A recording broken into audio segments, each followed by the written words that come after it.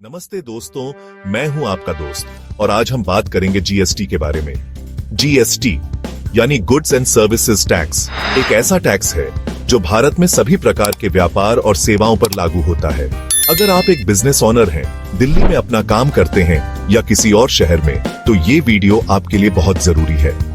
GST पंजीकरण के नियम और शर्तें जानना हर व्यापारी के लिए महत्वपूर्ण है। चलिए जानते हैं जीएसटी रजिस्ट्रेशन की लिमिट्स के बारे में। सबसे पहले मान लीजिए आप सामान बेचते हैं, जैसे कि कपड़े, खिलौने या किराने का सामान। अगर आपका ईयरली बिक्री RS 40 लाख से ज्यादा है तो आपको जीएसटी रजिस्ट्रेशन करवाना ही होगा। यह नियम सभी व्यापारियों पर लागू होता है, चाहे आपका व्यापार छोटा हो या बड़ा। जीएसटी रजिस्ट्रेशन के लिए आपको कुछ दस्तावेजों की आवश्यकता होगी, जैसे कि पैन कार्ड, आधार कार्ड और बैंक खाता विवरण। लेकिन हाँ, अगर आपका business north east, Jammu Kashmir, Himachal या उत्तराखंड जैसे स्टेट्स में है तो ये लिमिट RS 20 लाख है। इन राज्यों में व्यापार करने वालों के लिए यह एक विशेष छूट है। इन राज्यों में व्यापार करना थोड़ा चुनौतीपूर्ण हो सकता है, इसलिए सरकार ने यह छूट दी है।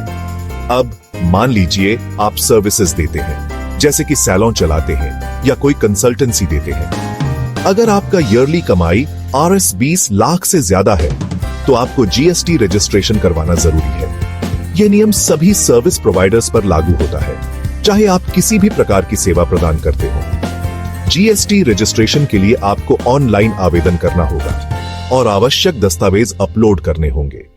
और वही, अगर आपका बिजनेस स्पेशल स्टेट्स में है तो रजिस्ट्रेशन लिमिट RS 10 लाख है। यह विशेष छूट उन व्यापारियों के लिए है जो इन राज्यों में व्यापार करते हैं।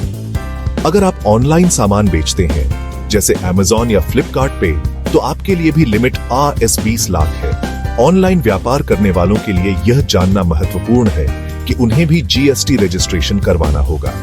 कुछ केसेस में जीएसटी रजिस्ट्रेशन करवाना ही पड़ता है, चाहे आपकी कमाई कितनी भी कम क्यों ना हो। जैसे कि अगर आप पार्ट टाइम बिजनेस करते हैं या किसी और के लिए काम करते हुए अपना खुद का व्यापार भी चलाते हैं, या इंडिया से बाहर रहकर यहाँ बिजनेस चलाते हैं, या फिर अलग अलग स्टेट्स में सामान बेचते हैं, इन सभी मामलों में आपको जीएसटी रजिस्ट्रेशन करवाना अनिवार्य है। मान लीजिए आपकी कमाई लिमिट से कम है, लेकिन फिर भी आप रजिस्ट्रेशन करवाना चाहते हैं, तो आप वॉलंटरली रजिस्ट्रेशन करवा सकते हैं। यह आपके व्यापार के लिए फायदेमंद हो सकता है, क्योंकि जीएसटी रजिस्ट्रेशन के बहुत फायदे हैं। जीएसटी रजिस्ट्रेशन के बहुत फायदे हैं।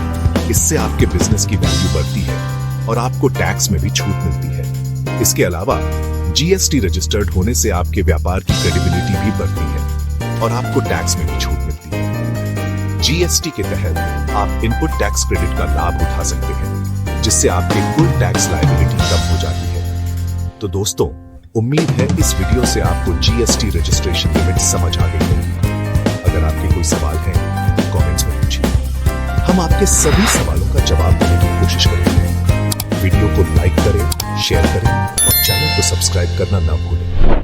धन्यवाद और मिलते हैं अगले वीडियो में। तब तक के लिए खुश रहें और अपने व्यापार को बढ़ाते